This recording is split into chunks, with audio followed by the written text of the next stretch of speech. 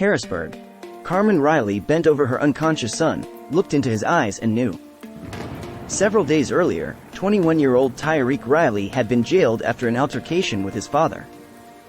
7 weeks after his death, Riley's family and supporters are pushing for answers. The first thing they want is answers, said their attorney, Riley Ross III. Authorities have said that Riley struggled with guards at Dauphin County Prison and became unresponsive after he was placed in a restraint chair, a device used to immobilize inmates at risk of hurting themselves or others. He didn't go in there looking like that, Riley's mother said.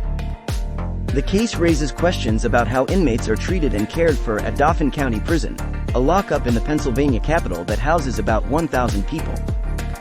Brian Clark, Dauphin County Director of Corrections, said via email Monday that, "We continue to work on reform of our correctional system. He was always by my side, in my right pocket," said his father, Thomas Matthews. Riley had no criminal record before police showed up at his door June 18. Thomas, who had been sleeping, said he told Riley to put it away and go back to bed. Thomas said he tried to get the sledgehammer away from his son, took a hard fall and then had trouble with his pacemaker.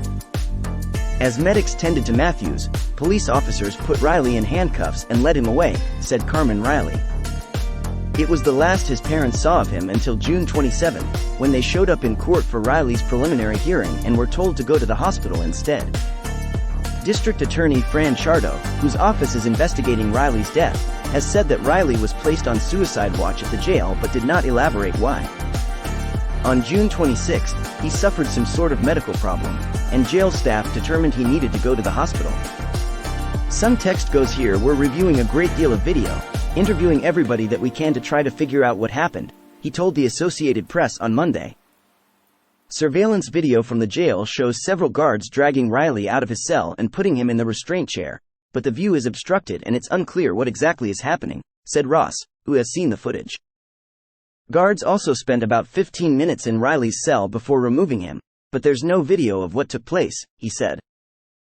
Though there's been no official ruling on the cause and circumstances of Riley's death, Ross said it's clear his injuries were not self-inflicted.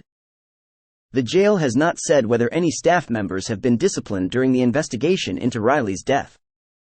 In an interview with the AP, a former longtime guard at the jail said abusive correctional officers beat and withheld food from inmates they didn't like. The ex-guard said inmates were sometimes placed in solitary confinement to allow their bruises to heal out of view. The ex-guard spoke on condition of anonymity for fear of reprisals by current jail staff. They are raising questions about the July 1 death of their 21-year-old son, Tyreek Riley, while in custody of Dauphin County Prison.